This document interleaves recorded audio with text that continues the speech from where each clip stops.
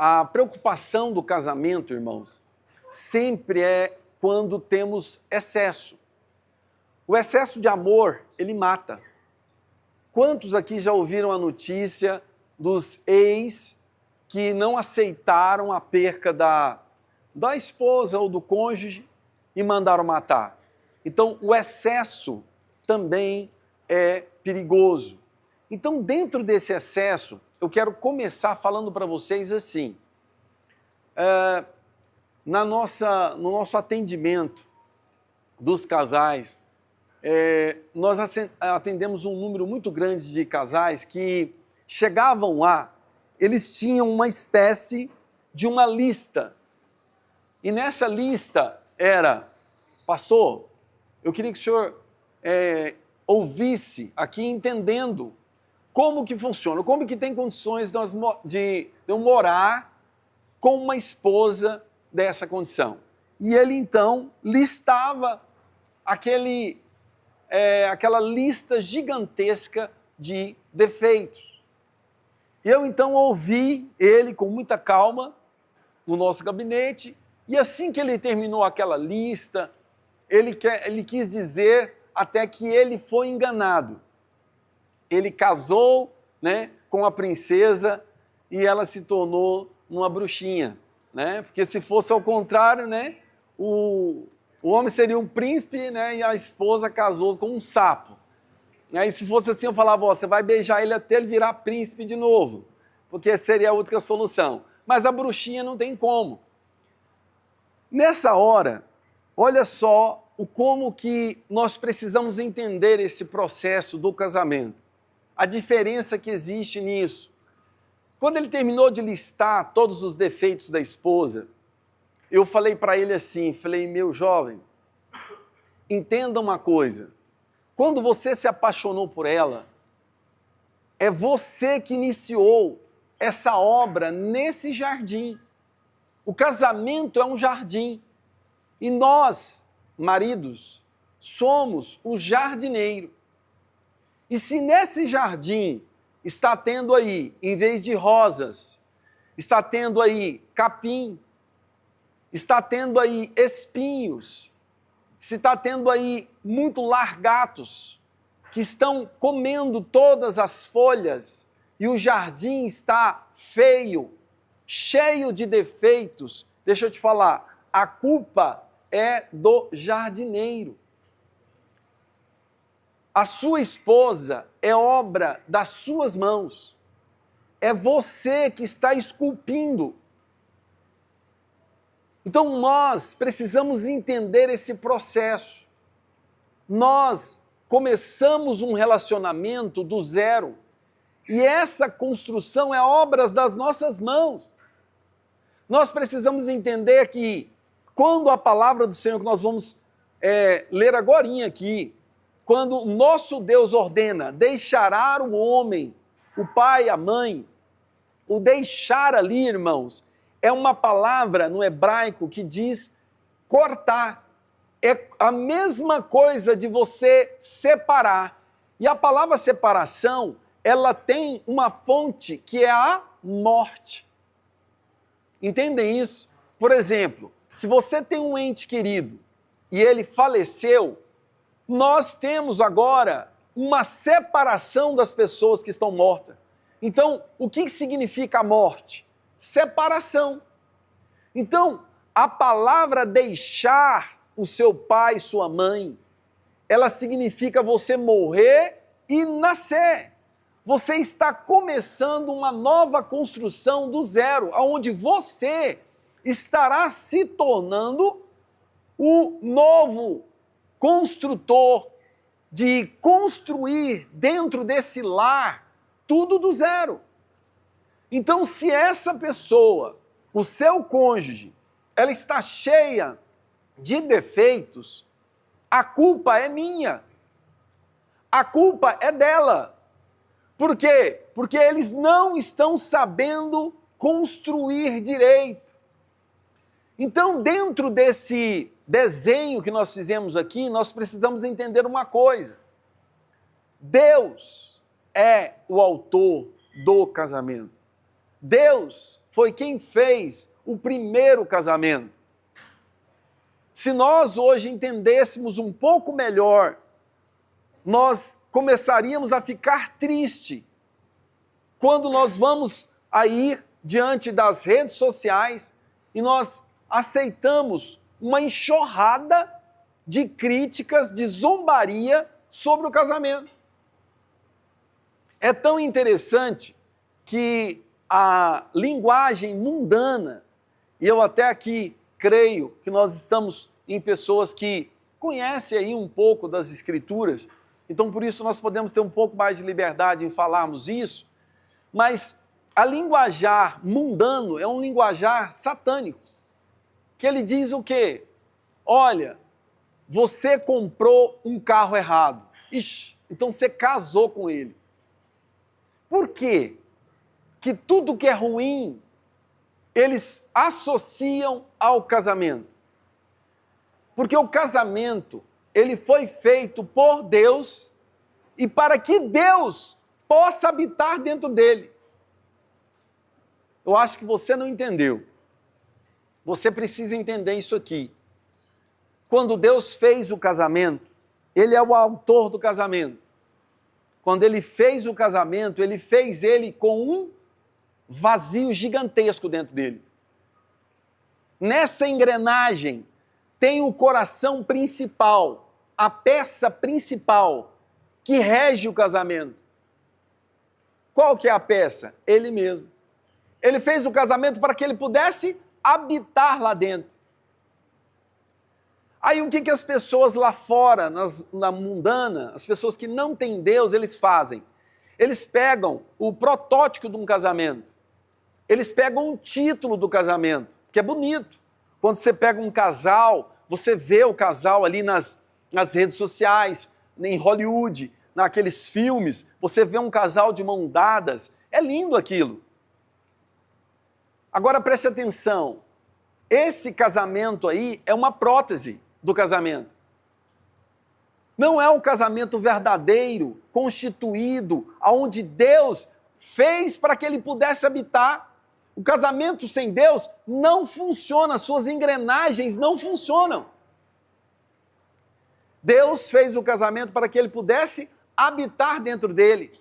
Sem Deus, nós vamos receber essa enxurrada de críticas e de zombaria, sim, do casamento. Por quê? Porque eles estão usufruindo de algo que não está funcionando, porque o autor não existe lá no dentro daquele casamento. Nós recebemos muitos casais que querem sim a recuperação do casal. Só que eu perguntei para uma certa feita, uma coisa tão simples, tão boba, porque nós já acostumamos muito a ouvir o seguinte: está com problema no casamento? Então vamos dar uma apimentada, vamos trabalhar sobre a área do sexo.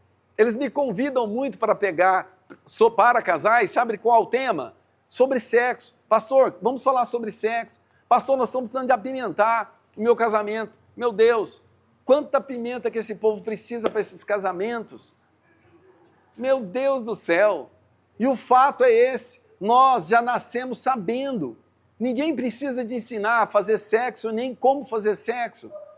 O fato aí é outro. E nesse casal, que era uma coisa tão simples, eu falei para eles assim: olha, para vocês dois hoje, tem uma tarefa única para vocês dois. Eles falaram: o quê? Falei: a solução do problema de vocês é uma tarefa única para os dois. Qual? Conhecer o autor do casamento. Só isso que está faltando para vocês. Está com problema no casamento? O que está faltando é Deus. É Deus lá dentro. É isso. Então nós precisamos buscar isso de uma forma com mais calma. Entende? Nós precisamos entender agora como que funciona isso. Eu pedi para a pastora Michele, pastor Igor, sobre a questão do nosso tempo, né? Para que nós pudéssemos aí aprofundar um pouquinho dentro dessa dimensão espetacular que é o casamento. Nós precisamos analisar isso com um pouco mais de calma, sabe, sem ter pressa. Por quê? Você entrou para dentro do casamento e agora talvez está perdido e não sabe como que funciona isso. Cadê o manual do casamento?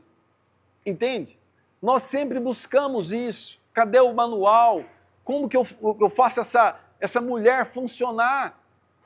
Entende? No teatro, estava falando ali sobre a prioridade que é um fazer o outro feliz. Como que eu faço essa mulher ser feliz? Entende? Então, as necessidades básicas do casamento, elas precisam ser analisadas com outro olho, com outro olhar. Então, eu queria que você entendesse comigo da seguinte forma. Vamos colocar aqui um pouco mais sobre as nossas bagagens primeiro. Por isso que eu falei que eu quero fazer um alinhamento com os nossos irmãos que fizeram esse teatro, para que nós possamos entender as nossas origens. A primeira coisa que eu preciso falar com você é assim, tudo que nós fazemos, que nós realizamos, é porque nós temos dentro de nós estamos cheios daquilo que nós falamos e daquilo que nós fazemos. Você não faz nada que não existe dentro de você. Então essa colocação, ela precisa ser aprofundada um pouco mais. Eu queria colocar isso para você entender o seguinte, vamos usar aqui um exemplo, por exemplo, de um cachorro. Por que o cachorro late? Nós estamos falando sobre falar, não é assim?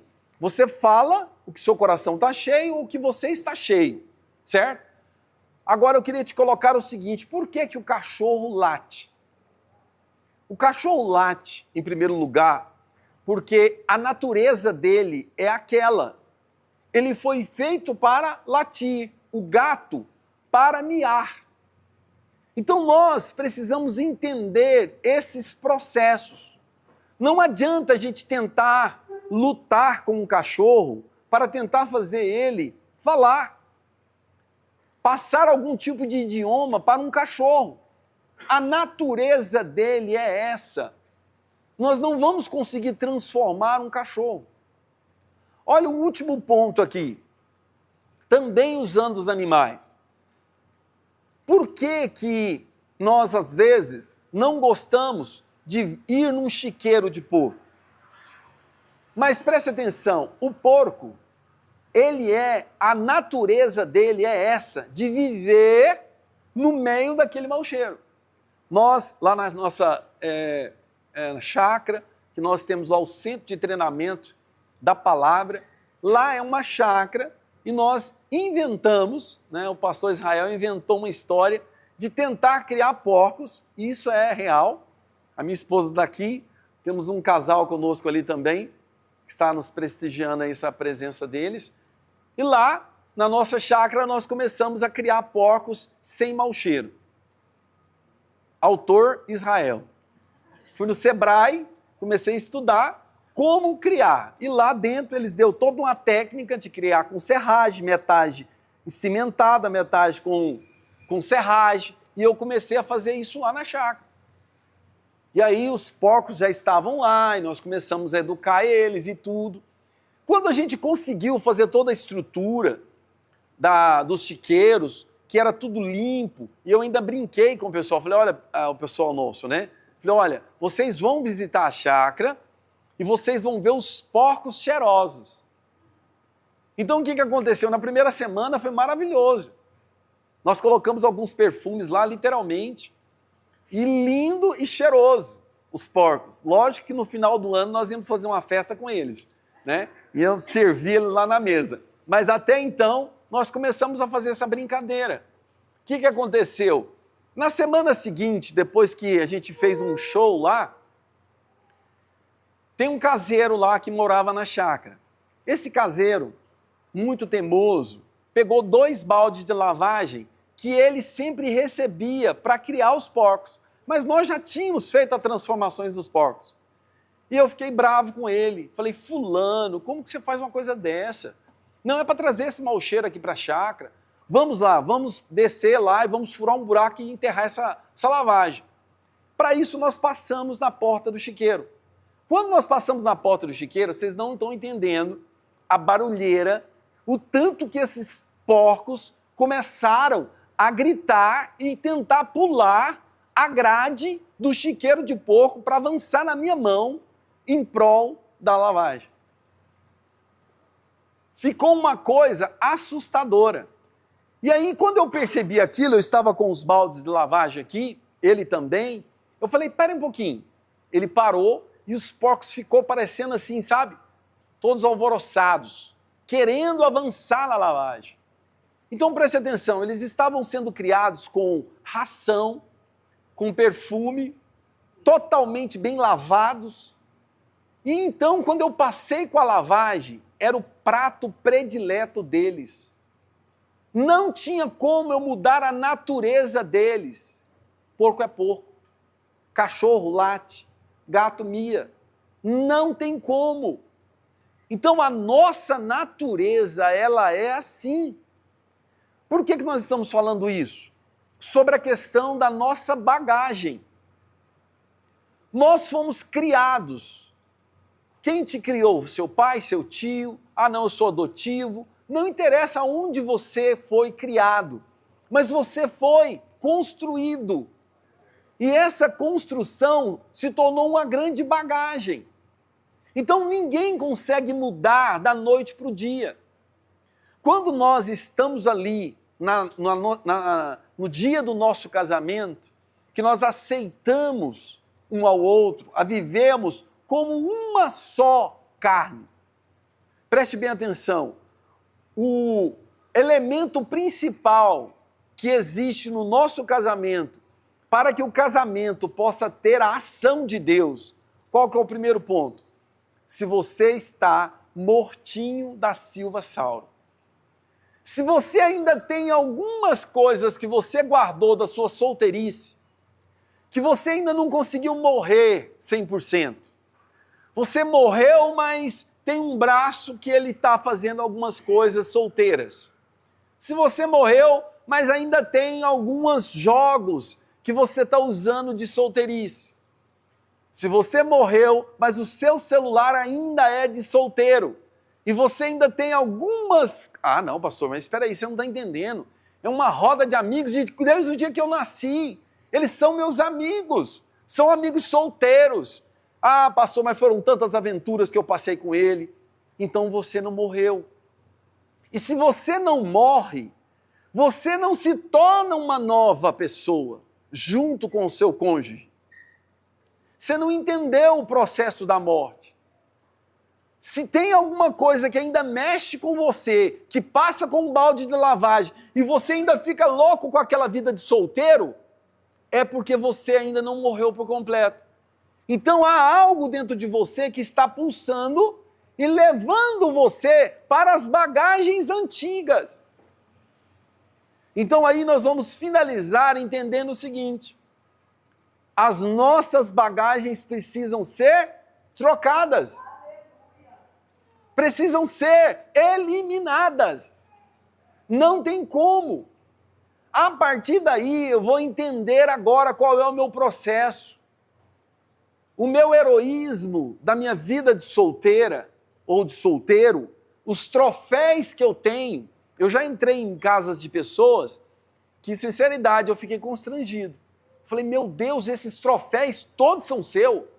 Campeão de natação, de sinuca, de isso, daquilo. E eu falei, meu Deus, de futebol, de não sei o quê. Eu falei, meu Deus, você é um cara, você é estrela.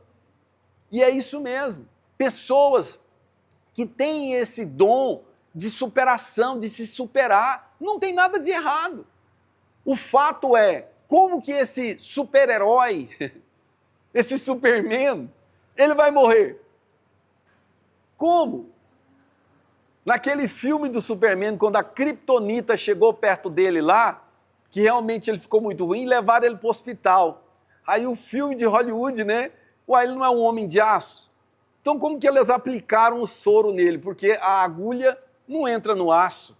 O fato é esse. Como que você vai casar com um homem de aço? Não tem nada que penetra ali. É um coração de aço. Para quem está conseguindo entender a linguagem que Deus precisa falar com você é essa. A Mulher Maravilha, cuidado com essa Mulher Maravilha. Às vezes ela é maravilhosa demais e ela não serve para ficar ela tem que ficar sozinha. Entende? Ela não aceita ninguém pegar naquele chicote dela. Entende? A situação ali vai ficando cada vez pior, porque ela é a voz. Ninguém pode falar depois dela.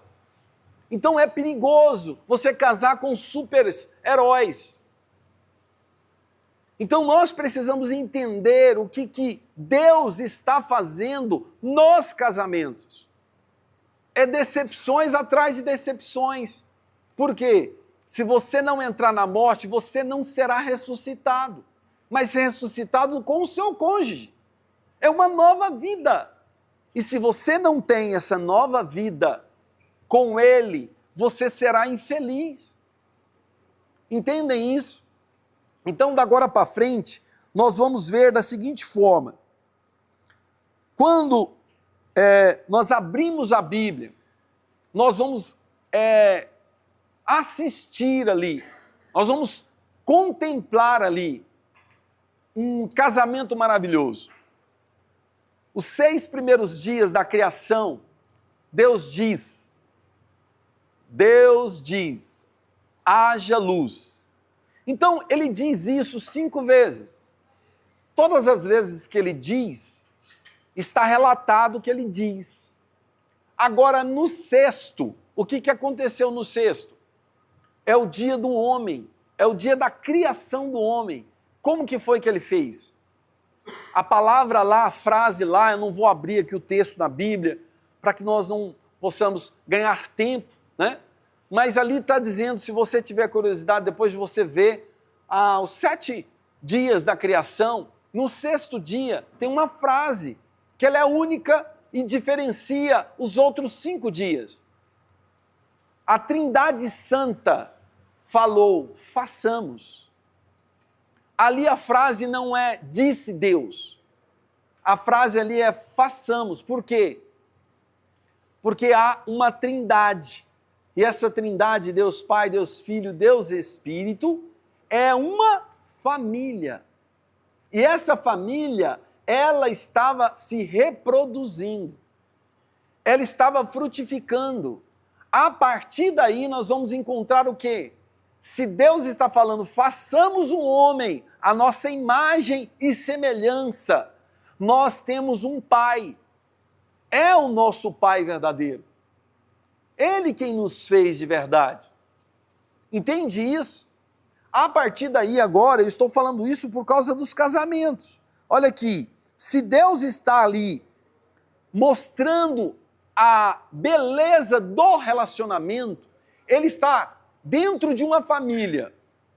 Por quê? É a Trindade. E Ele está mostrando para nós que Ele está trazendo à vida, à existência, aquilo que não existia.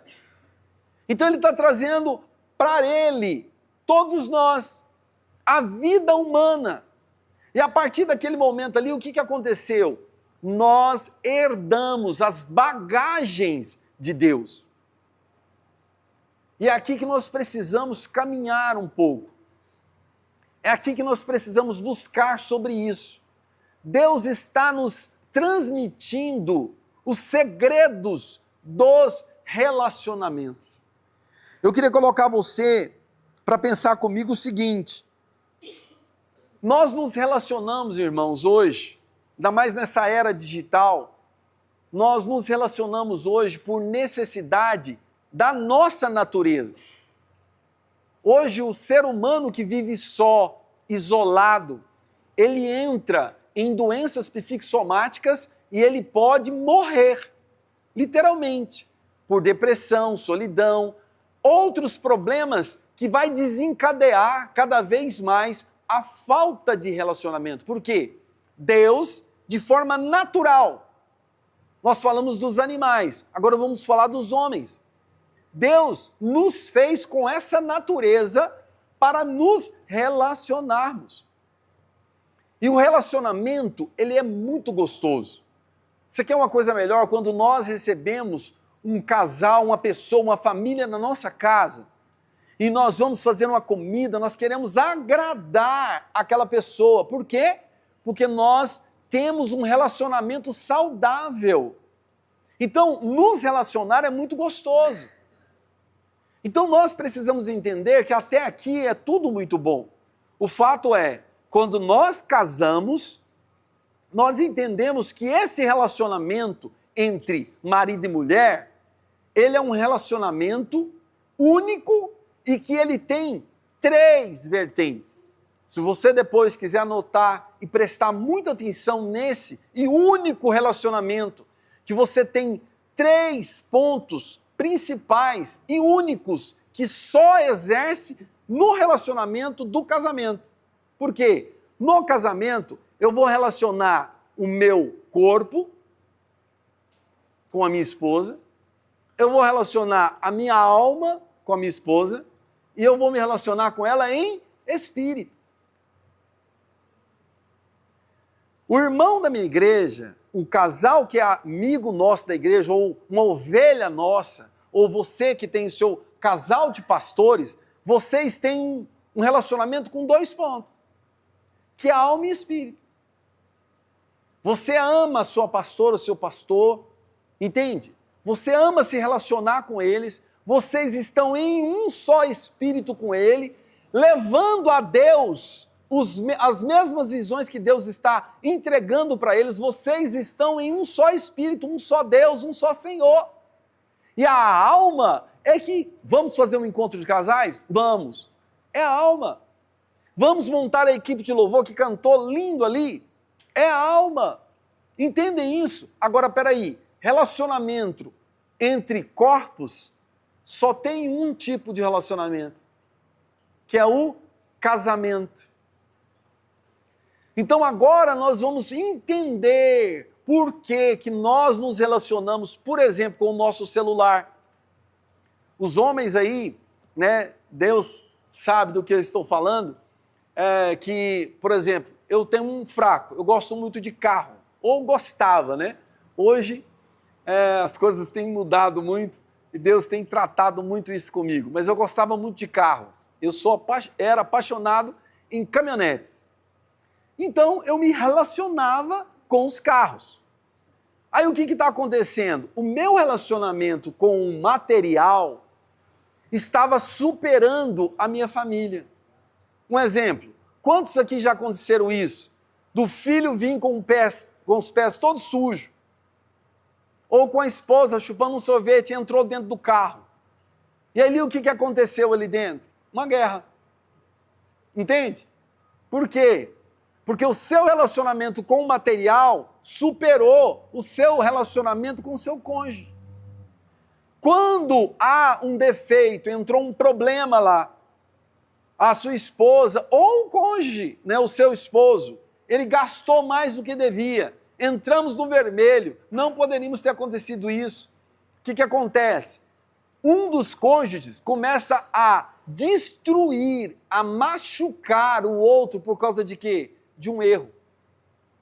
Então, esse erro está acima do amor que nós temos um pelo outro. Então, eu não posso deixar eu me relacionar com o material, com o meu celular, com o meu carro, até mesmo com o meu cachorro, com o aquário. Hoje nós temos gosto para tudo.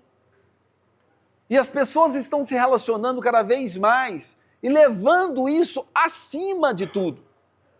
Esquecendo que o principal relacionamento, que é aquele que torna você de verdade realizado, ele está ficando lá no final da fila. Entendem isso?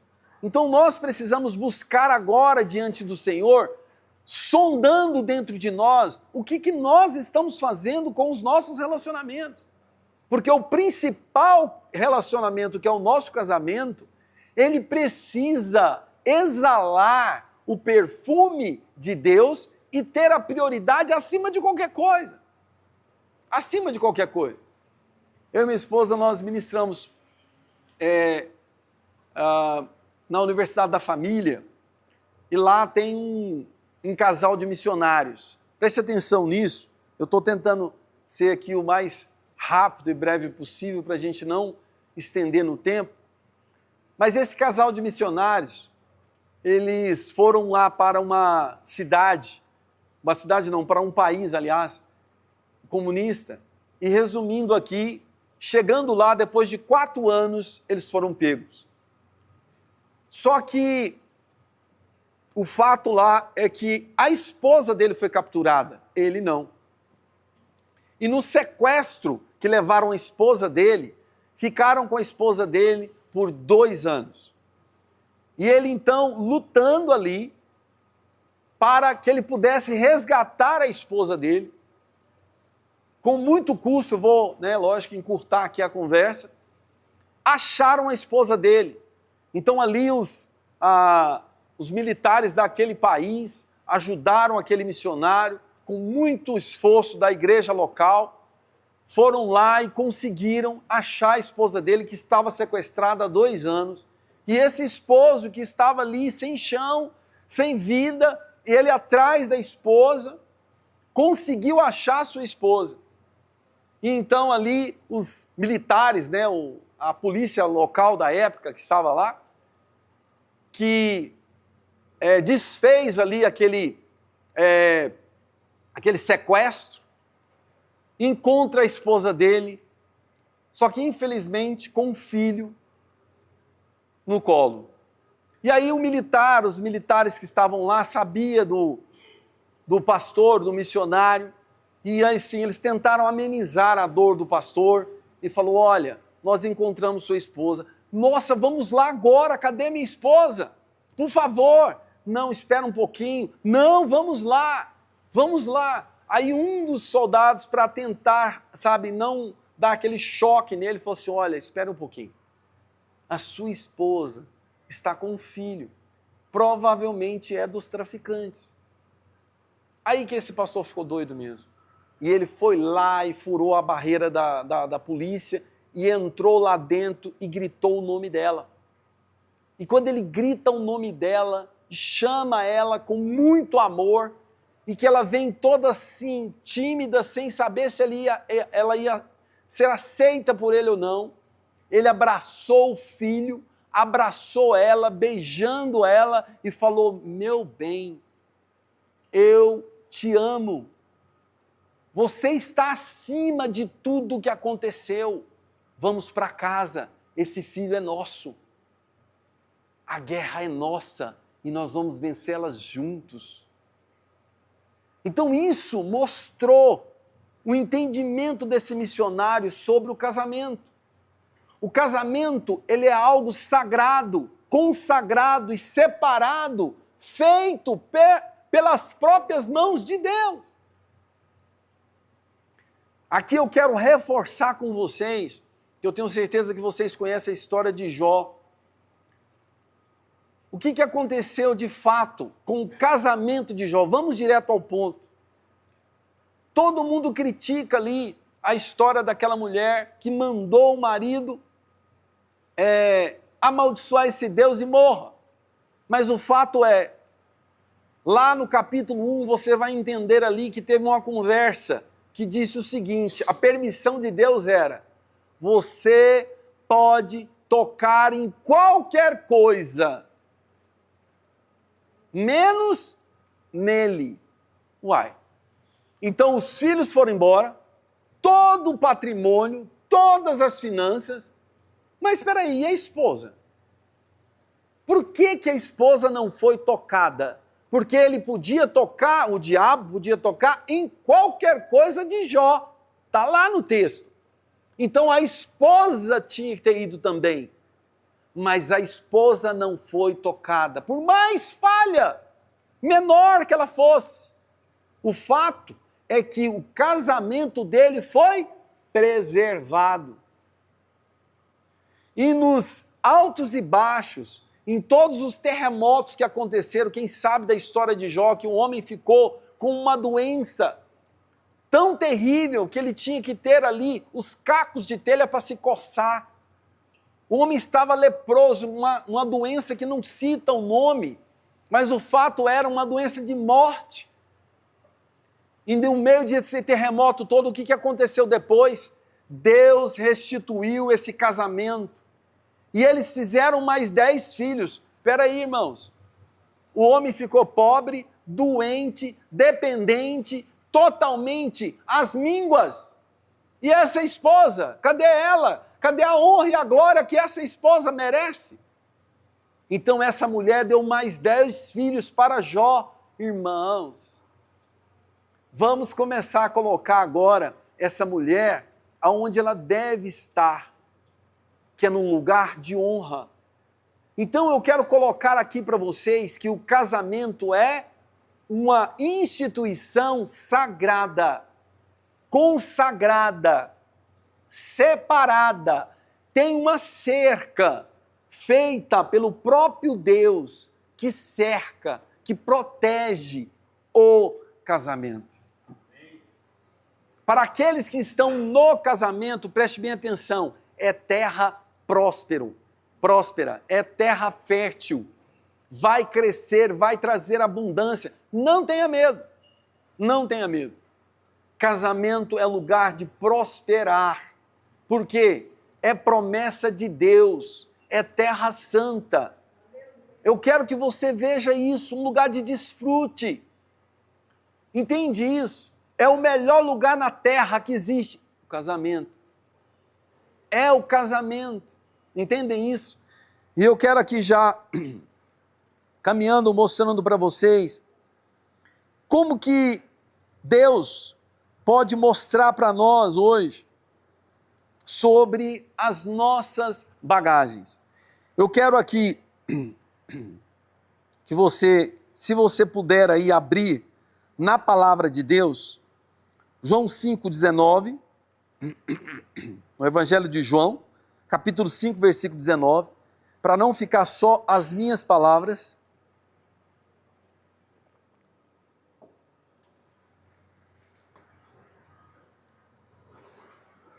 Já já minha esposa também vai trazer uma mensagem para as mulheres. E aqui diz assim, ó, João capítulo 5, versículo 19, e diz: Então lhes falou Jesus, em verdade vos digo, que o Filho nada pode fazer de si mesmo, senão somente aquilo que vir fazer o Pai, ou que ele vê fazer o Pai. Porque tudo o que este fizer, o Filho também, semelhantemente, o faz. Essa versão minha aqui é muito boa. No mesmo livro no Evangelho de João, vai comigo agora para o capítulo 8, olha o versículo 38.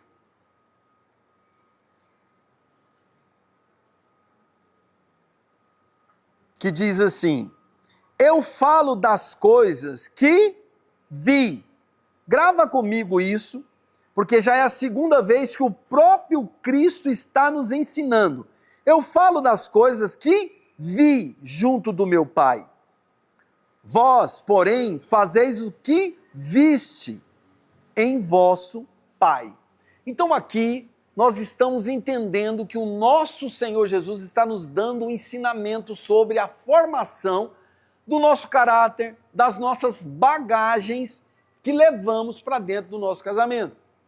Se você também não precisa de abrir, eu quero só ler aqui para você, Gênesis 1, nos versículos 24 e 25, diz assim, ó, diz também Deus, produz a terra seres viventes, conforme a sua espécie, animais domésticos, répteis, animais selvagens, segundo a sua espécie, ou segundo a sua semente. E assim se fez. E fez Deus os animais selvagens, segundo a sua semente, e os animais domésticos, conforme a sua semente, ou sua espécie. E todos os répteis da terra, conforme a sua semente ou a sua espécie. O que isso tem a ver conosco? Nós somos tudo aquilo que nós aprendemos com o meio que vivemos.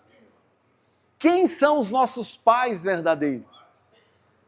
E a partir daí, nós vamos começar a entender que o que nós precisamos trocar é as nossas fontes de aprendizado, é as amizades que nos influenciam, é o meio que nós vivemos. Hoje, irmãos, eu posso falar para vocês com muita tranquilidade, o melhor lugar que hoje nós poderemos aprender, conviver, é a igreja. Eu sei que muitos aqui poderiam levantar e falar, pastor, e esses escândalos, e essas terríveis fofocas e problemas que existem nas igrejas. Mas ainda assim, é o melhor lugar para que nós possamos viver e aprender da vida de Deus. Porque com os erros, nós estaremos aprendendo o que não podemos fazer. E com os irmãos que são homens e mulheres de Deus, que tem dentro de todas as igrejas, irmãos. Sempre tem as pessoas que são usadas por Deus e que vai estar nos dando palavras para que nós possamos trocar, sabe, esse aprendizado que nós carregamos das bagagens do mundo que nós vivemos. Então eu queria colocar aqui para você, para que nós possamos viver diante do Senhor, Efésios 5, se você for comigo ali, logo depois dos versículos 23, eu vou citar, irmãos, por causa do horário. Ali está dizendo o seguinte: maridos, amai vossas esposas. Então preste atenção nessa responsabilidade. Ele diz para os maridos. Qual é o encargo nosso de marido? Amar. Amar, irmãos, é ter hora de abraçar sem concordar, mas eu estou abraçado. Amar, irmãos, é você entender que não vivemos de sentimentos. Tem dia que eu estou nas nuvens. Meu amor, vamos para um hotel bem top, eu quero estar uma noite com você. Mas espera aí, eu não posso depender só dos meus sentimentos, dos dias bons, que eu consegui fazer muitos negócios, que tudo na minha vida financeira está indo bem, e tudo está ótimo para mim, então agora eu vou fazer uma noite feliz com a minha esposa. Espera aí, e quando der tudo errado? Aí eu, minha esposa, não vamos comer lugar nenhum, vai fazer comida, vai lavar vasilha, que essa casa está suja, eu não tenho condição de pagar uma empregada, pelo amor de Deus, liga a televisão para mim e traz um copo d'água, meu Deus, entendeu? Ele perde a cabeça. Uai, cadê o amor? Está baseado nas emoções. As emoções não podem reger o nosso casamento. Nós amamos, independente dos dias bons ou maus, que estamos bem, mau humor, TPM ou coisas parecidas. Nós precisamos entender que o amor está para além de sentimentos. Amor é uma ação. Por isso que Efésios 5 diz: maridos, amai vossas esposas. Amai vossas esposas. Agora, preste atenção nisso. Como que funciona esse fato no mundo espiritual? Porque às vezes amar é uma tarefa que exige de nós coisas que nós não temos na nossa natureza. Por quê? Se Deus é amor, eu preciso de Deus para poder amar até o cachorro que eu tenho lá em casa. Sem Deus eu não amo ninguém, irmãos. Sem Deus eu não consigo olhar para a cara de ninguém. Entendem o que é isso? Então o amor só vem de Deus. Deus não tem amor. Deus é amor. Então se eu não tenho Ele, eu não amo ninguém. Aí a partir daí você vai entender como que funciona isso. Por exemplo, o fazer sexo. Nós temos agora um conteúdo no livro 2, no volume 2 que nós estamos colocando, quando o sexo vira amor. Agora tem uma colocação que nós colocamos lá o seguinte: e quando o amor vira sexo? Porque o amor é Deus. Se fazemos sexo e Deus está nele, irmãos, deixa eu te falar uma coisa, não precisa de Viagra. Abraão tinha 99 anos. O que ele fez com a velhinha dele? Virou o ventre dela. Entendem o que eu estou falando? Aqueles homens lá de Gênesis capítulo 1, nós não podemos estender mais, mas o que aconteceu naquela lista chata que muitos não gostam de ler? Na genealogia ali, se você ler lá, eu te desafio, você como casal, a ler aquela genealogia de Gênesis ali. Sabe o que vai acontecer com aquela genealogia? Você vai ver o seguinte: fulano com 633 anos gerou fulano, ciclano e bertano. O que está acontecendo ali? Nós temos ali uma geração de uma população que estava acima dos 300, dos 500 anos de idade. E eles faziam amor normalmente até os seus 900 anos. O que significa isso? Significa que Deus é o autor do casamento e o sexo é feito para nós, casados, homens de Deus e mulheres de Deus. O sexo é um desfrute que Deus fez para nós. O que o diabo fez? Roubou ele e colocou ele na pornografia. É fora do seu contexto. Não é para nós. Entendem isso? A pornografia não é para nós. O diabo pegou o que é de Deus e colocou ele no lugar errado. Então nós precisamos entender aqui, quando a Bíblia fala, marido, amai vossas esposas. E aí ele continua lá no texto embaixo, assim como Cristo amou sua igreja. E ele fala assim, esposa, sujeitais. Eu não vou falar sobre as mulheres, minha esposa vai dar uma pequena palavra sobre as mulheres. Mas eu quero te dizer o seguinte, por que ele está colocando as mulheres com essa tarefa de ser submissa, de estar na mesma missão do marido? Sabe por quê? Porque o cabeça do lar é o esposo. Então todo mundo ama esse negócio de falar o marido é o alfa, o marido é o cabeça da esposa. É muito bom isso. E mulheres, sejam obedientes, submissas, não é assim? Mas espera aí só um pouquinho. Homens, vamos voltar e retomar agora a nossa posição, entendendo como que funciona isso. Eu tenho que ter, como marido da minha casa, ou o marido ali, o chefe, o cabeça da minha família, da minha esposa, eu tenho que ter uma cabeça sobre a minha cabeça. Cristo é o cabeça da igreja. Então, se eu não tenho Cristo como o meu cabeça, com certeza eu vou levar a minha família à destruição. Então, a mulher, ela é submissa ao marido, mas o marido é submisso a Cristo. Se não houver submissão a Cristo, não terá sucesso. Então, aqui, irmãos, nós fechamos isso aqui hoje, entendendo que nós começamos o casamento em Deus e nós vamos terminar ele em Cristo. Que é como? Se nós hoje amamos dizer que somos o alfa da nossa casa, somos o cabeça, nós precisamos ser submissos como Cristo sendo o que reina sobre mim, é o que me dá sabedoria para administrar e governar bem a minha casa e levar a minha casa para ser uma casa próspera, onde tem fartura e abundância de amor, de alegria, de conforto, de paz, de gozo e de todas as outras coisas que tem no céu. É transformar o meu lar num jardim do Éden, porque aquele jardim do Éden só foi um paraíso porque tinha a presença de Deus. Quando Deus saiu de lá, aquele jardim se tornou como um Fernando de Noronha, se você for para lá sozinho. Nós precisamos entender que só vai tornar um paraíso quando Deus estiver habitando ali.